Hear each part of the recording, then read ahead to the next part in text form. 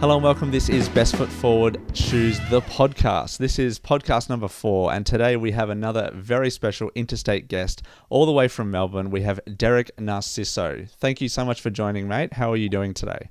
I'm doing well, my friend, and thank you so much for inviting me to your amazing show, man. I've seen your stuff, only 4 episodes in, but I'm really impressed. So thank you, sir. No worries. Thank you very much. As I can see behind you, you have a very impressive little setup there. You've got your bags, you've got some Snoopy dolls there, you've got your boxes.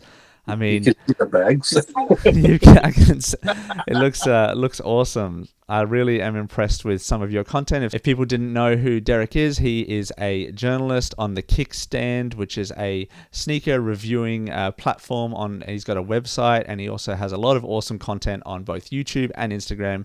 So if you feel like following him, he will have some links down below in the comments.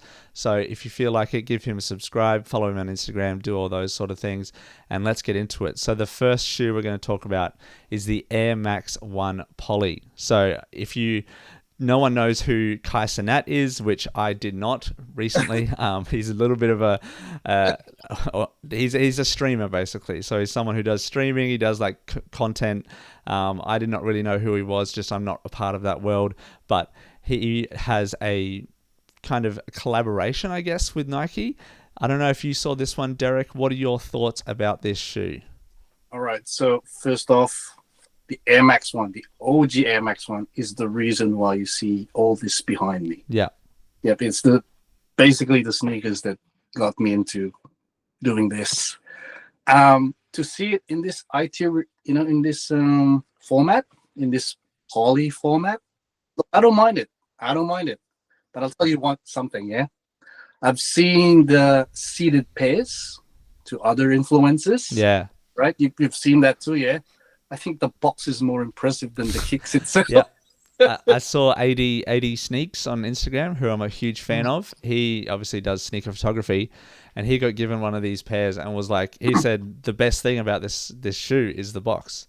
It's got lights in it. It's got little extra bits in it. I was like, man, this is crazy. How have they put more thought into the box than the original shoe? Like, it's obviously an adaptation of an Air Max 1. The kind of blocking pixelated look is something I'm not a huge fan of. Also, red on sneakers is not my favorite color. So what are your overall thoughts on the color blocking and also the style that they've done to this shoe? Look, honestly, I don't mind. Like I said, I enjoy all forms of Air Max 1s. I've had obviously a fair few of them over the years, especially in the sport red sail color blocking. I do like the tick on the mudguard, the tiny tick. Yeah, that is pretty cool. And look, think of it this way. Remember the pot of waves that come out, right? Yeah. It's a reinterpretation of our beloved Air Max 1. So, I mean, it's obviously not the greatest of all time design, or like you said, you don't know Kyrie. I've heard of Kyrie. Yeah. I'm not a huge follower of Kyrie. So I've heard of him. And look, I would say though that given his gravity, Kyrie's gravity, and the amount of influence and people he attracts, I would have expected a little more out of the collaboration. Do you know what I mean? I do. Yeah, I do. Again, jumping the shot. This will be a sneaker we'll talk about later, but just for example, the J-tip sneakers, that screams collaboration. Yeah. Am I right? Yeah. This one, the Air Max 1s, the Poly Air Max 1s, I can see that as a GR. Yeah. In Foot Locker, in JD Sports. True. You know what I mean? Yeah. That's why I said the box is more impressive than the actual shoe. Will I rock it though? Yes, I will rock it. From afar, it still looks like an OG Air Max 1. Yeah. I think it definitely does, but like this is something that I feel it was given to Kyrie as a shoe that people wanted to kind of get on board with, but then I feel as though it doesn't actually have what on earth does it have to do with Kyrie? You know what I mean? Like there's no Kyrie branding. Yeah. Is there? I might be wrong. I don't think he does. Like it's not something that I'm aware that he has. It's something that it just feels it's cool. Don't get me wrong, it's cool. but I'm not feeling it, and it's probably not even going to release in Australia. So it's something that Nike is, it's a bit of a swing and a miss, in my opinion. Would you agree? It is. Yeah. Swing in a huge opportunity miss. Oh, opportunity miss. Okay, that's good. Look. This is the OG Oh, one, here right? we go. Look, man, this shape is probably one of the most beautiful shape in sneaker history ever. Yeah. Look, and I mean, look, if you showed the poly and this to a non-sneakerhead, Yeah. he would exactly say they're the same shoe, right? They'd probably see some little bit of difference, but they'd agree that it would just be pretty much the same thing. And they would just move on to the next one. Yeah, that's true. That's the opportunity they missed. All right, our next topic we're going to talk about is a little bit of news that came out of Nike talking to Tom Sachs, who previously obviously has amazing shoes like the Mars Yard. He has the Field General, the general purpose shoes. It's one of the greatest shoes that Nike's ever released, in my opinion. A lot of people will agree with them. I'm talking about the Mars Yard. You can see there was a yellow, there was a white and blue colorway of the general purpose shoes. But then, as a lot of us know, that Tom Sachs kind of fell out with Nike due to some allegations that came out of some of his personal life that he had with some of his employees in his own artistic dealings, some sexual abuse, some harassment. And a lot of people thought that this was the end of his career, of his collaborations with Nike. But it seems like there's word out that he might be coming back, and due to some apologies that he's made, due to some, reconciliation that he's done, he's kind of come back, and it looks like they're going to be releasing the Mars Yard 3. We've got no pictures of it yet. We've got no releases or anything. It's really just the word that he's going to come back and release another silhouette in this iconic Mars Yard line. Yep. So I know it's a touchy subject, but Derek, what do you think about Nike bringing back Tom Sachs in this way? Controversy sells. Yeah, it does. Why does Travis Scott sneakers still sell out despite what happened during his concerts? Yep. Why does Yeezys still, during its heyday, during its prime, still sell out? Yeah. Despite Kanye West's views on life. See, I'm putting it mildly there, but yeah, despite his controversial views on, other people and issues. Yeah. Because as a human race, we like controversies. We do. And we'd rather watch a car crash than a flower blooming. Yeah. So very poetic, Derek. Yes.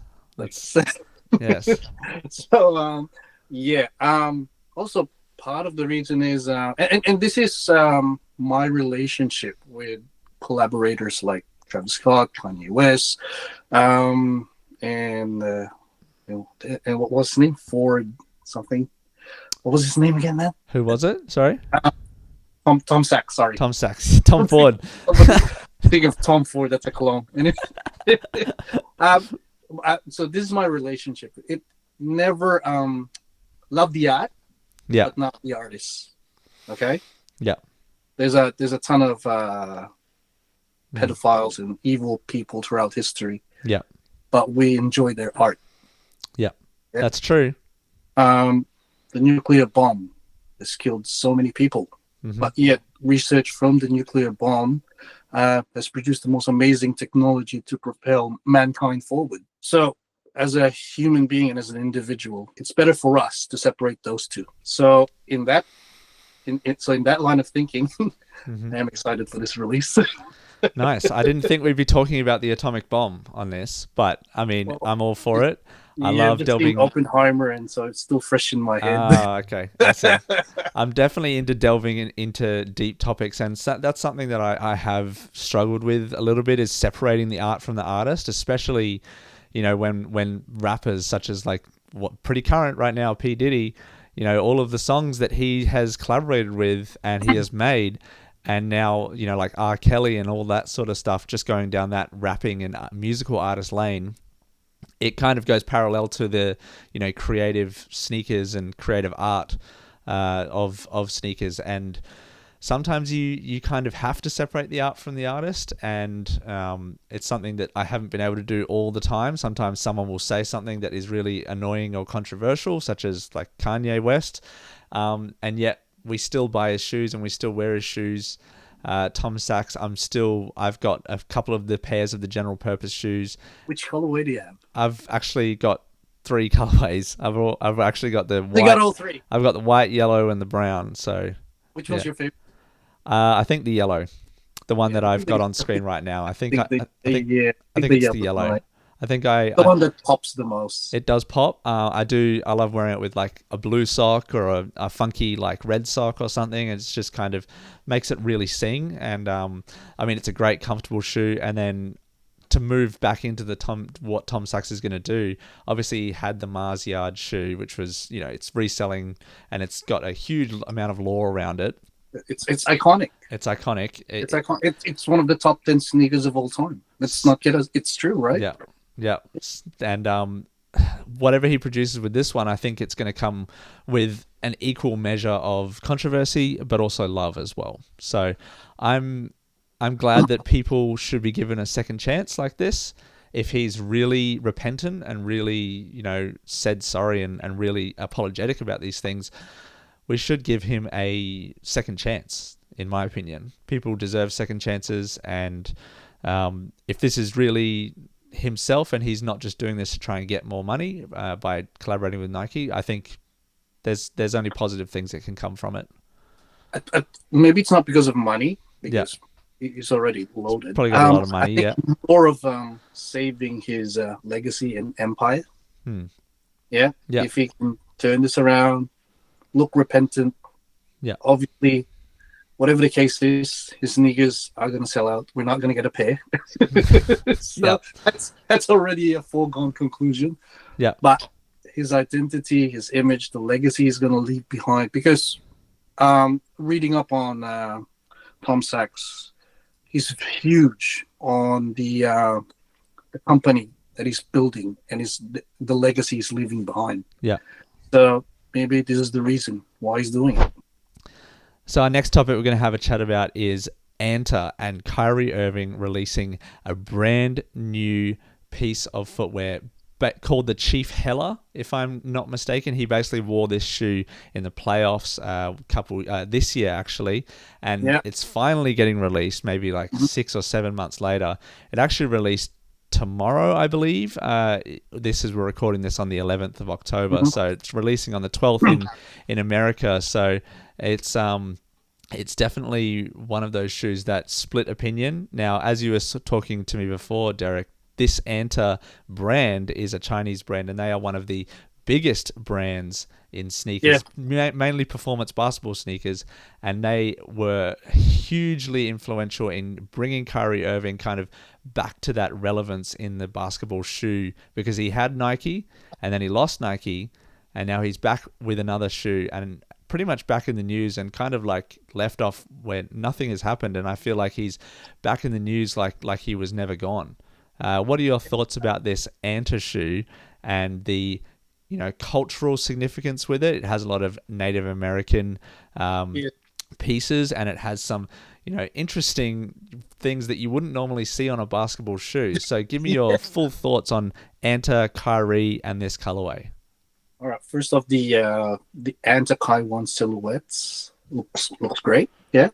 Just replace the Anta swoosh with a Nike tick, and it will just sit right next to the Nike, like it was one of their family members. Yeah. But in saying that, though, I've heard great things about its performance. Now, this particular shoe, the Chef Hela, I like the colorway. I like the brown colorway. I like the Native American inspiration behind it. And props to Kyrie for naming his kicks with some culture relevancy. Yeah. If you've noticed, like my favorite one actually is the I forgot, I'm butchering the name. It could be the Mother Love one, and surprisingly, it has the colors of the Filipino flag. Yeah, white, red, yellow, and blue. See, that one tells. So again, the kicks that he's releasing tell some really cool stories. Yeah, and some of it has some cultural significance. Now, my only problem with this kicks is the tassels around the Yeah. heel. It feels like it feels like I'm gonna look weird running on the court with Yeah. those tassels flying around. Yeah. But if they are removable, Yeah. hell yeah, I'm on board. I think that is my biggest problem too. I think they look awesome, but like the image you can see on screen now, you got the tassels flying everywhere, and it's something that would just look a bit ridiculous in my opinion on the court. But like it looks great as a lifestyle, and I think going, a bit of a trend in 2024 is the basketball sneakers being somewhat relevant in a lifestyle sense. I don't know if you feel about that, Derek. Oh, like with yes. with the AE1, you have some relevance between Mhm. lifestyle and performance, and people wearing basketball shoes, that we haven't seen in a long time, on a lifestyle sense instead of just being on the court. So could these shoes cross over into that lifestyle space? It has already. It has already. I've seen a lot of people, not just on my feed, but here in Melbourne and a few of my friends overseas. They you spoke about it, the AE1s. Yeah. I've seen rappers wear the AE1s casually. Yeah. So I have to credit Adidas and obviously the athlete behind it, Anthony Edwards, for creating such an amazing union. Yeah. They made basketball kicks, and I'm talking across the brands. Yeah, they made basketball kicks cool again, and the design. Your viewers, you can fact check me on this. I've heard that the design came from a vetoed Yeezy design, Yeezy basketball shoe design. Yeah. And some reason Adidas was able to retrieve this and rolled with it, and now it's one of the most popular basketball kicks in the market today. Yeah, it's definitely something that, they've had the highs, they've had the lows now. Yeah. It's something that I think people are going to be very excited for the AE2. We haven't really seen, yes, you've got that one there. I'm putting up a picture right now of the camo ones, the lows. They were awesome. We've got the iridescent purple, almost grapefruit ones, those highs that came out during the All-Star game for Anthony Edwards. You've got the Georgia ones, the red ones that just came out. Obviously, Anthony Edwards is from Georgia in America. You've got this really nice pink colorway. And so they're really pushing that amazing kaleidoscope of colors, and I think doing that helps with the lifestyle sense. So like you can wear that pink pair that you have, or it's more of a salmon pair to be honest, with an outfit that kind of complements that, and not just because you want to wear it as a on the court for purely performance reasons. So what are your thoughts about we're kind of getting a bit off topic with Kyrie Irving here, but like the AE1, I think there's definitely, relevance with this Kyrie Irving shoe being a lifestyle shoe as well as a performance shoe. So what do you think the future holds for those kind of performance/lifestyle shoes that a lot of brands are releasing now? Again, this will tie in with what I said earlier, that everything is a cycle. Yeah. Once upon a time, not just once upon a time, but maybe 3 cycles ago, basketball kicks were the essential lifestyle shoe. Yeah. Yeah, they were the essential streetwear staple. So now we're slowly going back into it again. There was a brief lull wherein Nike, Adidas, and even the Chinese brands could not produce a cool, made-for-street sneakers. But then the AE1 comes along, and then they marry it with a super athlete who's just dunking on everybody, captures everyone's imagination. And we're at a stage, if you're a bowler, we are always looking for the next MJ. Yeah. And then Anthony Edwards and the design of the AE1s just, fit into that vacuum. Yeah. And that's popular now. A lot of people were comparing him to Michael Jordan. Not just because of the way he plays, but in a similar way where he had those ads that kind of were really, really popular and kind of reminiscent of some of the Jordan commercials back in the day. Yeah, it's very interesting. And, very good point. Very good point. it's interesting to see where this will go. Obviously, there'll be an AE2 and where that comes out. Like we're seeing other shoes like the Jason Tatum 3s, which I touched on a little bit later. Sorry, I touched on later on with a different podcast, and we talked about those. And there was it's a Jordan 1 / Tatum 3 pack. They were calling it. That was a good pack. That was a good pack. Yeah, I don't know if I would. I saw on Foot Locker they released the Tatum 3 like just with the black, not with the green that is actually in this pack, the Welcome to the Garden pack. I thought about it, but I was like, it's just not my style, and I do still have a few pairs of basketball sneakers that I'm going to be wearing as a lifestyle, and we'll actually get into them a little bit later. We're going to look at the Kobe 5, the X-Rays, which is obviously very relevant because you have the t-shirt. Vintage OG t-shirt. So we are definitely going to be excited to see where this lifestyle / performance sneaker trend is going to be going. Do you want a hot take? Yeah. All right, do you want a hot take? All right. Since we've crossed the boundaries with Tom Sachs already, I'll give you a hot take. The Air Jordan Black Toes have been canceled for release this year. Sort of canceled, maybe, or maybe pushed back. How do you feel about the guys that are buying from sites like StockX and Go of perceived early release pairs? Yeah, and are flexing them now on socials. Yeah. I mean, there's people who are just hashtag team early, and they care more about being early and getting it before anyone than actually wearing it and liking the shoe for the shoe. So I'm definitely. I mean, I enjoy getting shoes at on the release day on retail. Like, that's kind of.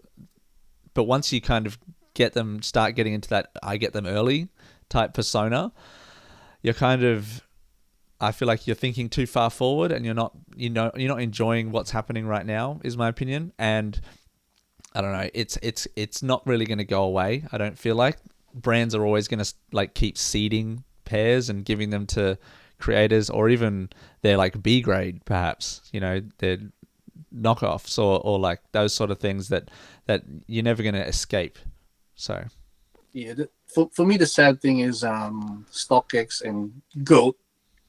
I mean, StockX recently has just been caught out with the 7-Eleven dunks, right? Yeah, I did see that. Yeah. Yeah, you've heard that one. So, yeah. So much for authentication. Yeah. And GOAT has been caught out a few times in the past for sending fake kicks or used kicks. Yeah. So these early pairs of Black Toe Air Jordan 1s, how 100% are we sure they're the real thing? That's my only hot take about it is, guys, it's going to get released. Yeah. Just wait. I know you're just paying $50 over perceived retail of the sneakers coming out, but how sure are you guys that you're getting the legit pair? Especially now that these two companies are embroiled in a lot of fake controversies. All right, our next topic we're going to have a look at is the newly kind of announced and leaked photos of the 860 V2 with collaboration with Up There and New Balance. It is, been doing the rounds on Instagram and social media, and it's really kind of popped off in the last couple of days, which, I mean, we saw some leaks, but Up There kind of properly announced that it's going to be kind of coming out in the next few weeks. We don't have an actual release date on it, which is a little bit disappointing because I'd like to budget for that one, because I'm definitely going to want to have a look at that one. We've chatted kind of off air a little bit, Derek, around the collaboration between boutiques like this and with big brands. I think, first of all, I'll get my opinions. I think that this shoe looks awesome. I think that it's very Action Bronson related. Yes. I feel like it's very similar to that. They've taken a similar approach with that color palette. Up There is definitely not afraid to push the boundaries with some cool looking colors. They're kind of, in my opinion, the antithesis of like Kith, who pretty much only go with, your basic kind of neutral colors, palettes, your earth tones and all that sort of thing. And so they've gone with this other side with some kind of loud and vibrant colors. But you were saying before that the collaboration between big brands and small boutiques sometimes doesn't feel as co-branded as you would like. Yeah. Well, look, if we didn't know the sneakers were associated with Up There, Would you even say it's an up there collab? I wouldn't immediately pick it. I don't think, but I think they're building. I think they're building that brand identity, and this is another step. Let's roll it back to their last collab, New Yeah. Balance collab, the silver ones. Yeah. Did you see any co-branding there? Let me have a look. Hang on. Have a look at your shoe.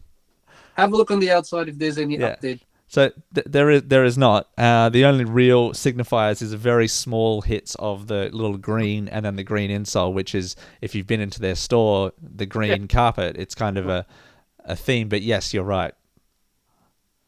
Is it lazy? I think it's laziness. Okay. What's stopping? Look, it works for both brands. Yeah. I'm associating myself with Update, and I'm associating myself with New Balance. Yeah. And we already have, and they can go, we already have the shoe made. It fits your color palette. Here it is. Just say it's a collab. Yeah. And it'll sell out instantly. I think it, I mean, the colorway is great. I would rock it. If I get a chance to buy it, I would rock it. Yeah. Yeah. I would enjoy it.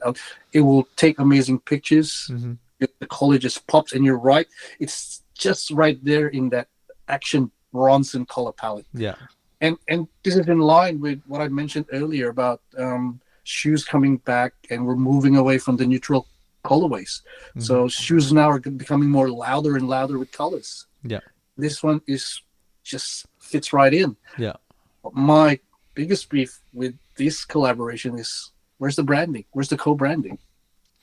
Yeah. Yeah, I mean, they have had the kind of lace shroud before with the 2002 Rs, so that's, I guess, a little bit more, but I still feel like, you know, brands like Armand Manier and Kith and those kind of boutiques have had years and years to collaborate with Nike to create that brand image, Nike, New Balance and such, to create that brand association. And so I think Up There still needs a little bit more time in terms of creating that brand identity with these brands. And I just think this is another nice step. So just for example, you're saying about the no co-branding, they had this shoe with Asics earlier in the year, and you can see on the little little carabiner, there is Up There branding, and then in the silhouette. I have that pair. I think that pair is one of the most underrated releases this year. Yeah. It's my sleeper of the year. Yeah. Amazing silhouette, amazing shoe, amazing color palette. Yeah. Now, if they can do that for Asics, why can't they do it for New Balance? Yeah. I think that they would have had a hand in the design of the shoe, in the colors of the shoe. Obviously, it's an existing silhouette, but I think they would have had a hand in it, and I think it definitely still feels like a collaboration with, in terms of the box, the lace shrouds, the extra laces, and that sort of thing. I haven't seen any like real close-up detailed pics, but I still think that they look, you know, elevated is the best, the right word to say. Yeah. No, by and large, they're great. Yeah. I love them. Obviously, Up There from Melbourne, we're going to support them, but yeah, I mean, if they can hear this, guys, come on, where's the branding, co-branding? Yeah. Elevate. I don't want to annoy them too much, because I'm trying to sneak in there and get a pair myself, because I know that the demand for this, I'm already seeing it with, you know, people from the UK and the US already talking about the shoe, and if they're talking about it, then there's not much hope for us in Australia getting in there. Although I would love to see a little bit more emphasis placed on an Australian getting an Australian boutique shoe. We don't get a huge amount here in Australia in comparison to a UK and America, so I would love to see a little bit more. You know, we're going to emphasize Australians getting this shoe as much as we can. Speaking of new releases, we have a few that we're going to have a little chat about here. So these are releases that are basically within the next week, or even, you know, on today that we're recording this podcast. We currently have an eye on the Bricks and Wood 1906 collaboration. What are your thoughts on this one here, Derek? They are mainly black with some really nice hits of aqua, green, yellow, pink. It's a really vibrant looking colorway. It's something that, you know, 1906R has been the shoe of choice for New Balance in the last year, even 2 years. I think that this shoe is, you know, we've seen it a couple of times, been not leaked, but it's been promoted pretty well. I probably won't be getting this shoe, but I really want to hear your thoughts about this one here, Derek. I'm buying stocks. Okay. I'm buying stocks. Yeah. The way they did the color blocking with the gradients of the sort of like a neon yellow and Yeah. aqua greens. Yeah. Man, it pops. It pops. I hope it looks as good online as it is in real life. Yeah. Because images online and execution is one thing, right? Yeah. So I hope they stay faithful. If they look like that in real life, man, I'm buying stocks. Yeah. They look dope. I do. I mean, there's definitely merit in appreciating a shoe and not wanting to buy it. Like, I will appreciate it from afar. I probably won't be buying it. I have, too many pairs of New Balance 1906 as it is. Coffee, they look good. I mean, they do look good. I mean, I literally just picked up the Jack Harlow New Balance ones. So yes, you have to tell me about those. Oh, they're just sitting down here. So yeah, you have to tell me. Here. You have to tell me that they're horrible. Don't buy it. Nah. It looks bad. Yeah. So after this podcast, I'm not going to be thinking about it. I'm not going to be looking on my phone searching for them online. I think that it's definitely, they're caught up in the hype right now. So I think if you wait a couple of months, the hype might die down and the prices might die down a little bit. Seriously, a lot of people. It's freaking dope, man. A lot of people were a bit annoyed about the release, only being like, they announced it 2 days before it released. It was like almost a shock drop, basically. I think where'd you get it from? From the it was just on the New Balance AU website. They were just Holy released. Crap, man! I logged in, it was sold out straight away. Yeah, it was. I think it was 30 seconds or so, like a couple, even a minute. So there probably wasn't many sizes available, and it's not my favorite way, because it meant that I had to stop what I was doing and just be like, all right, ready, go, kind of thing. That's a bit old school. I was like, I kind of wish they were a raffle, but whatever. No, those are the kinds of W's that are nice, you know. And hey, the shoes are meant to be for you. Yeah. What I like about the shoe, obviously, it looks like it's my grandma's curtains, but hey, I love it.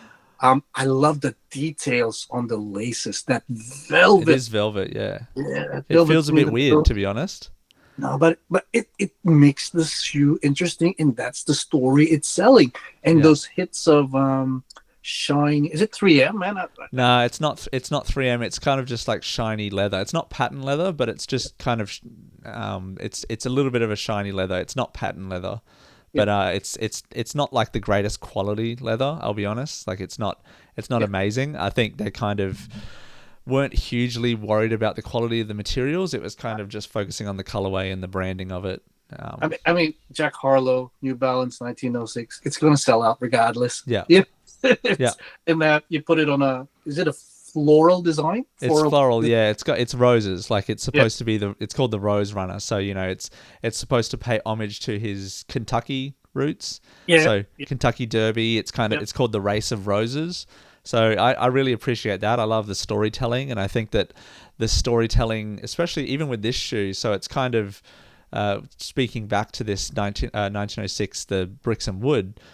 It's based on a butterfly, kind of the design of a butterfly that has the similar colors. Yeah. So, you look at the there was an Asics Gel Kyano 14 that had inspiration taken from a beetle, the P Andrande ones, from Brazil.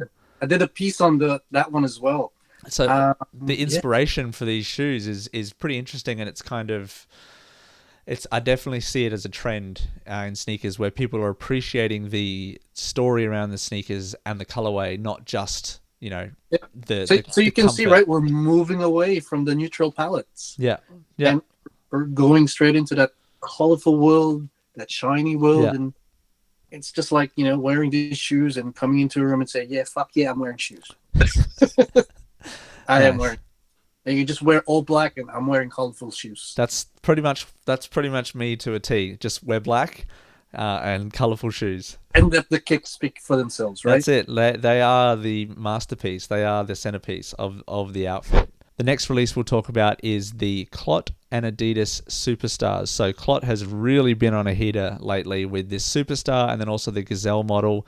So I think that it's one of the most controversial silhouettes of last year. It was definitely something that a lot of people did not like, but some people really loved it. So what were your thoughts about this one here, Derek? It's a cream colorway. It's a bit different from the black and the white one, which we had last year. But I mean, I love this shoe, and it's releasing on, I think it's tomorrow, it's called the Juice Store in Hong Kong. So it's like an exclusive, and then we'll probably get a further worldwide release later on in the either week or even the next month. So I love this shoe, but what are your thoughts on it, Derek? I love it, man. I shout out to Clot and Edison Chen for pushing the boundaries and trying not to be like anyone else out there at the moment. So it's a love or hate shoe. Yeah, I personally love it because it just screams, "Hey, look at my shoe!" And this is a contradiction to what I've been saying, that they've been coming out with colorful kicks because it's still sporting the neutral palettes. But my God, just look at that shoe. It looks like a sculpture. Yeah, it looks like agree. a sculpture, and the tassels is kind of nostalgic. It reminds you of a proper dress shoe. Yeah, but and it's a sporty shoe, so it is pushing boundaries. And yeah, if I get my hands on them, I'll wear them. But maybe I'll only wear them for a couple of times a year. yeah. But it's an art piece. For me, it's an art piece. I appreciate it. I appreciate the storytelling. I appreciate the design. So yeah, it's a yes for me.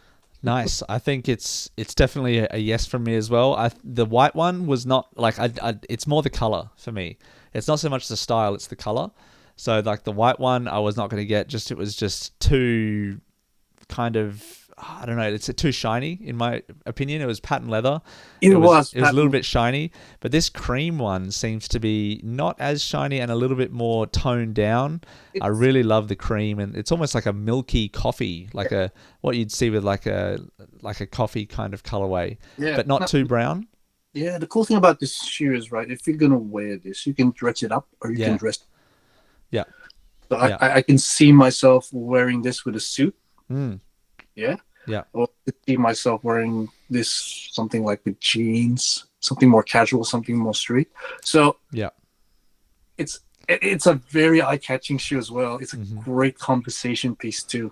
Yeah, I think it's definitely eye-catching. It's one of those shoes that people will see and immediately kind of take a second look at.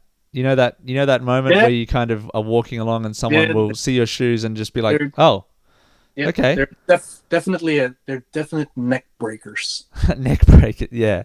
So yeah. They're in the neck breakers category. Clot is definitely someone who, since coming to Adidas, Edison Chen, Clot, the brand, if anyone didn't know, they had a long history with Nike, and then they kind of moved over to doing more stuff with Adidas, and I think that a lot of this stuff with Adidas has kind of put them on another level, in my opinion. Like this, yes, I feel that's a good take. I 100% believe that too. They dipped down a little bit. Like they had some good stuff with Nike, and then they kind of dipped down a little bit, and then this Adidas move, kind of honestly, in my opinion, kind of the opposite of Fear of God, where Fear of God went from Nike to Adidas, and it kind of Fear of God is kind of it's just tanked. To be honest, those shoes, those basketball shoes, they haven't had the reception that they wanted. The price point is too high, even for the clothing. The clothing, the shoes, it's too high. I feel like it's something that the market right now for sneakers, we're not paying $600 resale for a shoe. Like, well, I'm not. A lot of people aren't. And $400 Australian for a retail release of a shoe is just, I'm sorry, it's just too high. I think we've gone away from the Clot and Adidas thing. Apologies. No, that's okay. That's what it's meant to be. It's organic. I just get back onto this shoe. I do love it, and if they release in Australia, I'm definitely going to try and get them. Good luck to us both. I might go for it as well. So next one we're going to talk about is one that's really awesome, and I feel like it has a special place in Derrick's heart because if you go over to the Kickstand website, he recently did an article on this one. It is the Pleasures and Asics Gel NYC. This shoe is, for me, one of the best Gel NYC colorways pretty much since the Hidden NY one. Yes. They've released a whole lot of GR colorways in different tones. But I want to get your opinions on this shoe, please, Derrick. Right. So Gel NYC is one of the most comfortable Asics ever made, and it's one of the best modern silhouette because it's a hybrid of their old silhouette. So I'll just call it their newest silhouette. Yeah. So their newest silhouette. This collaboration, the color palette. Now, initially, when I got the press release and saw the pictures, I thought they were inspired by a Neapolitan ice cream. That's good. Yep. I see that. And then when I read the brief, it was actually inspired by nature. So yeah, so it was kind of caught me off guard. But man, the shoe, the colorway, the color block, especially for the NYC silhouette, it works. And I was talking about branding a while ago. Just look at that toe box; it has the Pleasure Co branding. Yeah, yeah. Yeah, it's right there in your face. You can't mistake it. I'm a collab. I got this dope colorway on. I'm in a dope silhouette. Hell yeah. Mm-hmm. I think that it's you're right in the co-branding is really there. I think that it's going to be releasing on October 18th, I believe, in Australia. Yeah. So on the Asics website, and I don't know if you know if it's going to be coming in any other boutiques or any other places. Incu above the clouds. Yeah. The usual suspects. What else? Yeah, Incu above the clouds. It might come out there as well. Okay. All right. Cool. This is it's definitely going to be the one that I'm going to be looking for. Like I think I have 3 pairs of the Asics Gel NYC, 3 pairs. So a couple of GRs. It's one of those shoes that it lends itself to having some good GR colorways. It bridges that gap, in my opinion, that the kind of generic like Asics 1130s, like every man and his dog has that shoe. It's one I see on the streets all the time. So many people have that, and then you have what? I'm one of those guys. No, that's fine. Like it's fine. There's definitely like merit to like places like I don't know, like Hype and Platypus here in Australia have the 1130 in abundance, and then they have an amazing amount of GR colorways in this of this Gel NYC model. And so elevating the box and elevating the colors and elevating the co-branding like on the toe there, it kind of, creates another level to this shoe. And I'm really enjoying the way that Asics is progressing with these collaborations. So for 2 years in a row, yeah, has won the sneaker brand of the year. Yeah. I wouldn't be surprised if they won it again for the 3rd time. Okay. Yeah, this year, because they've been releasing bangers upon bangers this year, and in my opinion, in my opinion, the hidden, very plain, just white and green. Yeah, the hidden collab. This is my sneaker of the year.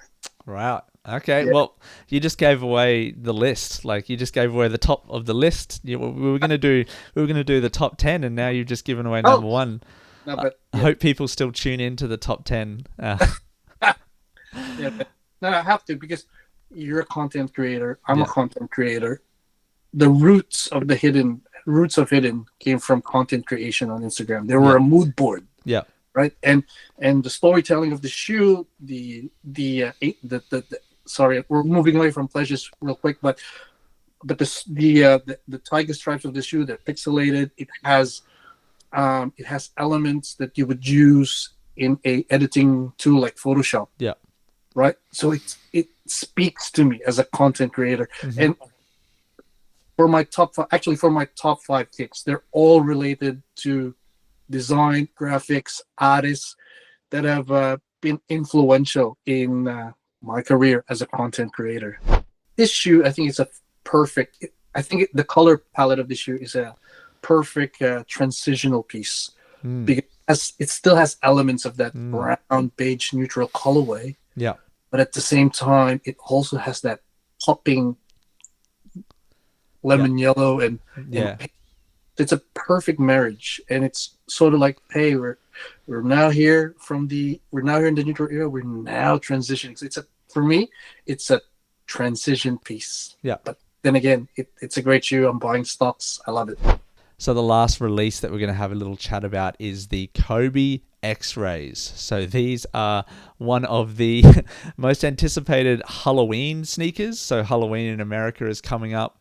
I mean, Halloween is pretty big in Australia these days anyway. So this shoe is kind of a throwback to the shirt that you're wearing, the X-Ray retro OG shirt from Kobe with the 5 rings on it, it's just awesome. I don't think I could rock that shirt. It's one of I don't feel like I have the style for it, but I will definitely try and rock these shoes.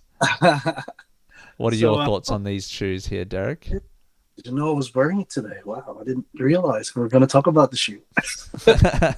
No, but truthfully, when you told me we were going to talk about this, I was so excited. I had to dig this one up. It was in my closet. It was somewhere in the far reaches of my closet. So I'm glad it's still in good condition. But I'm glad they finally made it into a shoe. Yeah. So I will be definitely going for these. And these kicks are going to be hard to get. They release on October 17th, I believe, in America. Yeah. Which obviously for us in Australia is October 18th. And I don't know if they'll have a huge amount of stock for Australia. They'll be incredibly limited. It's almost like, it feels like a re-release because of the shirt and the history behind it. Since Kobe has passed away, I feel like the legacy of his shoes is really being, in my opinion, it's really being upheld with these colorways. And I think people are respecting the memory and the legacy while also still trying to push the boundaries of a new colors and new kind of styling around them. So I know you love this shoe, but give me a little bit more thoughts about your history with Kobe's, perhaps a little bit more of your love for any of his shoes. What are your major thoughts about this shoe? Yeah, look, well, you can't see it on screen, but there's a dedicated cabinet here with some of my best Kobe collections, all the OG ones. Yeah. For me, the Kobe line broke boundaries with the Kobe Force because traditionally basketball kicks were mid or high cuts, and this was one of the first, not the first, but one of the few first mainstream basketball kicks worn by an NBA superstar that was low cut. So during its time, it was super, super controversial because, hey, you're going to play basketball in low cuts, you're going to break ankles. But since the Kobe 4 was a success, came out the Kobe 5s, and it is a much sleeker silhouette. It's much lower to the ground. The pair that they're releasing, they're a Pro Tour version, so Nike is saying it's the better version. It's like a better model for modern ballers, but I digress. There are elements that were removed from the shoe that for me, it's Pro Tour is sort of like a watered down version of the piece. Yeah, because for the Pro Tour 5s, they used to have two. And I'm getting technical here. They used to have two Air Zoom bags on the heel and the forefoot. Yeah. Now I think they removed one of those and just replaced it with one of their foams. Yeah. So is that really Pro Tour? Is that really an upgrade? I don't think so. But I will still buy it. People will still buy it. It will sell out 100%. It will be a very, very hot cup. Yeah. Just because it represents this shirt, it represents the story of Kobe breaking his ankles and still playing and all that good stuff. Yeah. So yeah. My relationship with Kobe's, man, I love my Kobe's. They're probably the only shoe I've kept all throughout my collecting years, and I don't think I've sold a pair of Kobe's because I love them that much, playing in and wearing them casually. Yeah, I'm sure you ball out super hard in Kobe's. It elevates your game to the next level, doesn't it? It does, man. And look at the modern NBA players. Yeah, what are they wearing? What is Booker wearing? What is DeMar DeRozan wearing? They're all wearing Kobe's because I grew up in the Jordan era. That's why I used to wear Jordans a lot when I was playing competitive basketball. Yeah. But these guys, they grew up watching Kobe. Yeah. What are they wearing now? Kobe's. Yeah, and perhaps in the next 15, 20 years that we'll see like a LeBron line obviously like become super huge with players and kind of that trickle down effect of Jordan, Kobe, LeBron. We could talk about basketball for ages. It's definitely I feel like sneakers and basketball obviously go very well hand in hand. Yes. It's something that I am passionate about, being like an American sports fan. I'm like a Miami Heat fan, so I really have a lot of appreciation for LeBron and, you know, everything that he's done for the game, and obviously what Kobe's done for the game as well. And I feel like these shoes, as I said before, are a really good representation of his legacy, and I'm really enjoying how they're handling the releases. And I think that going forward, I would really like to see more of what they're doing now, like just continuing some more stories like the Girl Dad, which is for a lot of people the shoe of 2024. For a lot of them are just like, they love that story, and especially if you have children, like if you have a girl, a daughter, it kind of, and I don't feel like they're being crass or taking his legacy into disrepute. I don't feel like they're doing it in a very respectful way. Yeah. It doesn't feel like they're cashing in. You know what I mean? That's true. It doesn't feel like they're cashing in on his legacy. They're doing it more as an homage. Homage. That's a great word. Yep. Yeah. Yeah. And I can roll with that. I'm happy to roll with it. Nice. It's not taking Kobe or Gigi's legacy and the other people that, you know, unfortunately died that day. Yeah, that's true. Very well said, Derrick. I think we're kind of at the end of the releases, and so basically just to wrap up, I just wanted to give you a little bit of an opportunity to perhaps chat about your sneaker journey. It's something that I'm always interested about. When did you start collecting something? What are some of the biggest pieces in your collection? Like, where does this love for sneakers and content come from? Wow.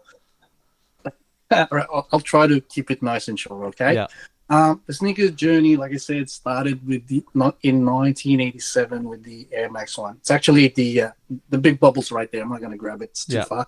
But back in the day, man, there was no Foot Locker. Obviously not here. This was in the Philippines, where I originally came from. I would always pass by a shop in Manila, and they had sportswear they got from America. So they were reselling it in boutiques back then, because we had no access to American sports brand. And one of them is Nike. And if you look at the history of shoes back in 1987, all basketball kicks were made with solid rubber soles. And when this guy came out in 1987, it was the first time I saw an air bubble, and it was like seeing an alien, right? Like, whoa, what the hell is that? Yeah. And then Nike did such a great job in marketing it that, you know, you could run faster, you could jump higher in air, and all that, and all this and that. And, you know, I was captured. So every time I go home, I'd pass by the shop and look at the shoe. Mm-hmm. My folks couldn't afford them because back then Nikes were already expensive as. Mm-hmm. So the only thing I could do is draw pictures of them at the back of my notebook, tear out advertisement pages from magazines, and use it as a cover for my books. But yeah, it would take another, I don't know, 15, 20 more years before I could probably get a retro of the Air Max 1s. Mm-hmm. So, but because of that shoe, it stoked the fire. Yeah. And speaking of basketball, right when the Air Max 1s came out, this was pre-internet. This was pre-cable. I don't know if your viewers are old enough to remember that, but newspapers and the news cycle on TV would show this young black American guy flying through the air with his tongue wagging out and just dunking on people. Yeah, that was Michael Jordan, and he wore a shoe which I thought was similar to the Air Max 1 because it had holes as well on the heel, which later I would find out would be the Jordan 3s, right? And again, inaccessible to us in the Philippines and super expensive if it ever came out. So my grandmother, God bless her soul, once asked me what I wanted for my birthday, and I said I want a pair of Jordans because it had that air bubble, and it's being worn by that guy who dunks on people. Mm-hmm. And she asked me, and back in the day, this is how we used to do it. She asked me to draw a outline of my shoe on a piece of paper, cut it Yeah. out, and sent it to her. Yeah. Yeah.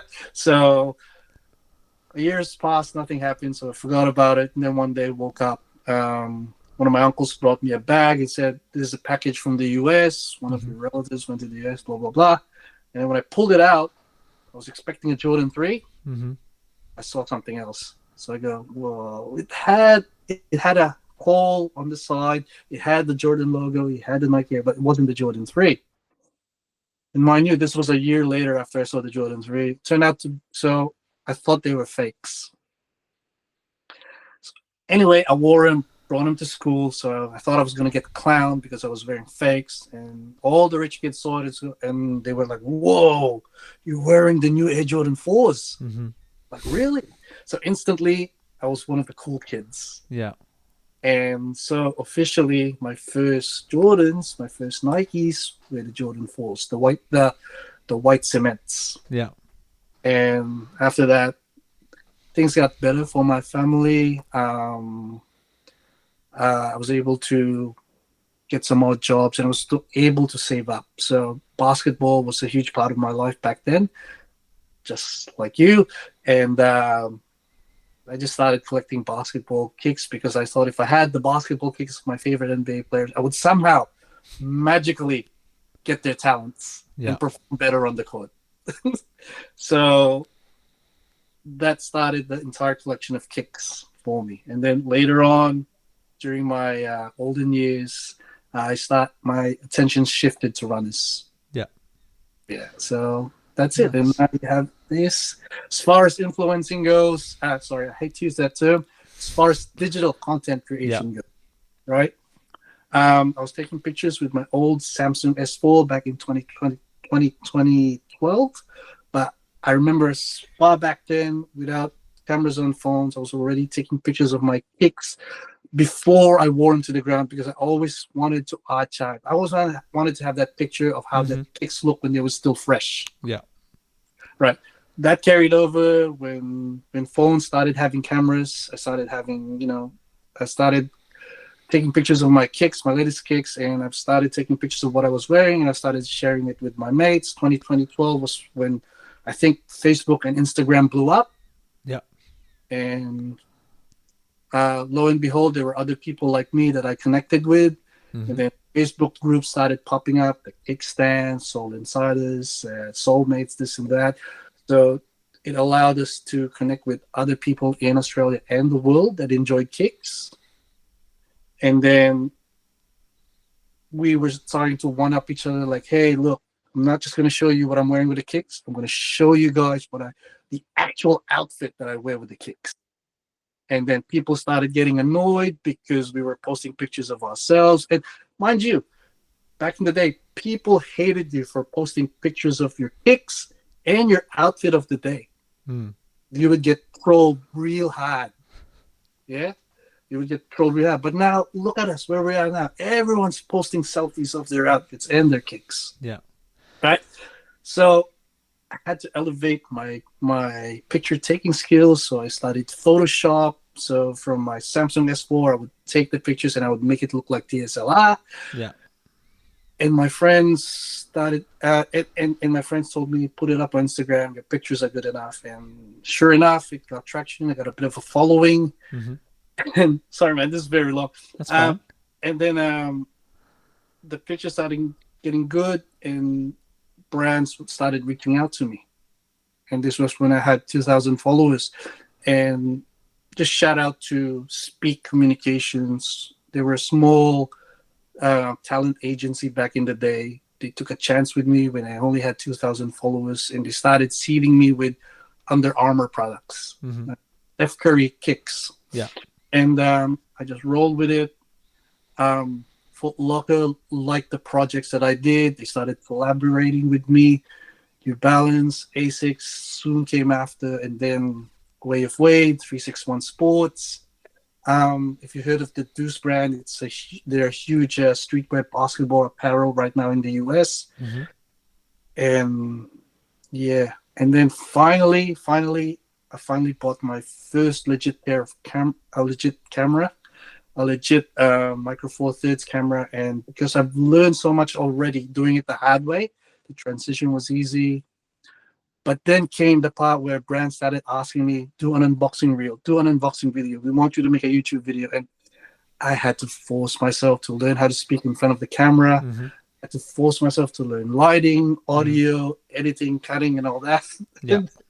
And now what you see is the final product. So a lot of hard work went into it. People that come to me think it's that easy. Mm-hmm. No, it's not. There's a lot of hard things I've done behind the scenes and learn. There's a lot of tears, blood, sweat, and tears. I had to eat it. I had to make contents of sneaker deodorizers. I had to make contents of socks. I had to make not that I enjoyed it, but it helped me grow. Yeah. And I saw a lot of angles. I learned a lot of different stuff on how to present things. Nice. And now, like I said, from the very start, I'm now doing stuff for a big company, not just sneakers. I'm not shooting sneakers anymore.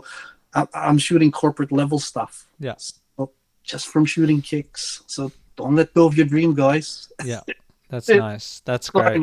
That was too long. No, that's fine. That's awesome. I think that's probably one of the best things that's ever been said in the short history of this podcast. I think creating content not only just for yourself but also for other brands and now a corporate is a really good progression of skills and progression of talent.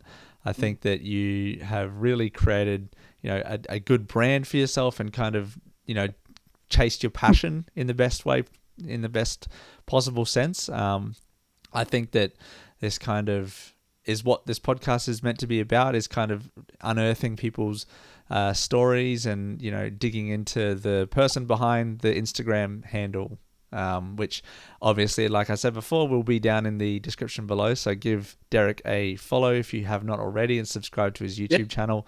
We'll get onto that in a second. But just to finish up, I just wanted to get your thoughts on the latest. I know you are really excited about Saucony, about J-Tips.